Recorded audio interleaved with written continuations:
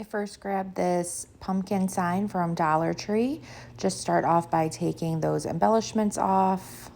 Just hit it with my heat tool just to make it a lot easier for them to pop right off. Then just place that sign face down using a ruler and a permanent marker. All I did was just start creating some lines going down that pumpkin. And then using a very sharp box cutter, just start going over that permanent marker lines. This is just going to kind of engrave that sign to make it super easy for these to just kind of split right up. So I usually just went over the same spot about 10 times and then just folded it in half and it just came right apart.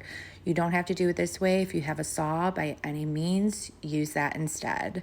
So once I had these all cut down, I just used a sanding block all around the pieces just to smooth those out. Then I grabbed some of this Waverly chalk paint in the color pumpkin and just began painting these pieces. I did end up doing 2 coats. You want to allow the first coat to completely dry and then go over it again with the second coat and then allow that to completely dry. I then grabbed this package of 1 gallon paint stir sticks. I get mine from Home Depot. Just started laying 12 of these right next to each other. And then just used 3 more to hold all the pieces together. So I'm just using some of this Dollar Tree adhesive glue with a mixture of hot glue for the back pieces of the paint sticks.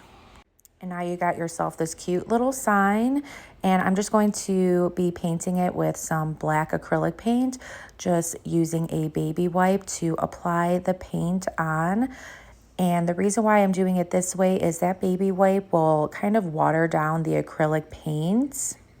And once it dries, it's going to leave you with this wood stained finish without using any of those harsh chemicals that are inside a wood stain. Go ahead and grab your little pumpkin cut up pieces, find a good placement for it on the sign. Once you have your placement, go ahead and grab that same Dollar Tree adhesive glue and hot glue, and then just start gluing all those pieces onto the paint stick sign. Now you could leave it just like this, but I wanted to turn this into a jack-o'-lantern face. So I grabbed some foam board that you could get from Dollar Tree. However, you could also use a piece of cardboard.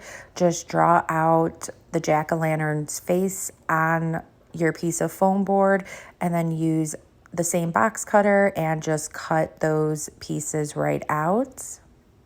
I did go and start painting the foam board as well with some black acrylic paint, just because the outer edge was white due to the inside of the foam board, and I just wanted everything to be all the same color.